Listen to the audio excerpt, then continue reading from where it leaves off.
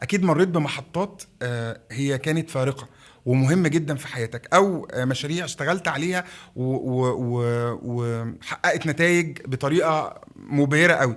فنحب نعرف من حضرتك اهم المحطات اللي ما بتنساهاش ابدا. بص، هو طبعا من اهم المحطات في حياة الانسان المحطات اللي هي المفصلية بعد الزواج، ويكون عندك مسؤولية.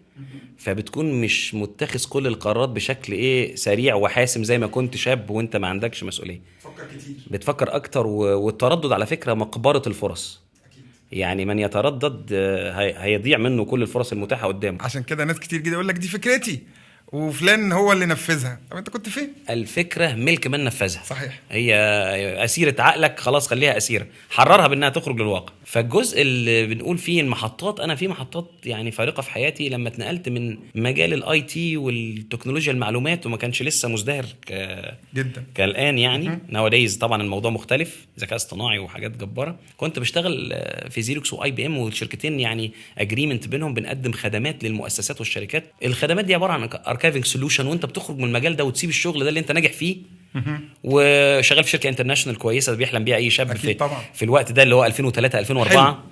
حاجه كويسه جدا، وشركه مستقره وشركات محترمه وكبيره الحمد لله. وتروح تبدا في مجال من البدايه بعد ما قضيت 5 6 سنوات زي مجال السيارات، الا ان شغفي وحبي للسيارات كان هو المسيطر يعني. فروحت المجال وقعدت فيه فتره كبيره، وده كان قرار فارق في حياتي، وكان نقطه تحدي. هل هتنجح؟ وهل بيع السيارات وتسويق السيارات وخدمه العملاء بتوع السيارات؟ دخلت في شركه كبيره انترناشونال. اشتغلت في شركات، انا اشتغلت في السيارات في اكتر من 4 أو 5 مؤسسات، كلهم ماركات عالميه.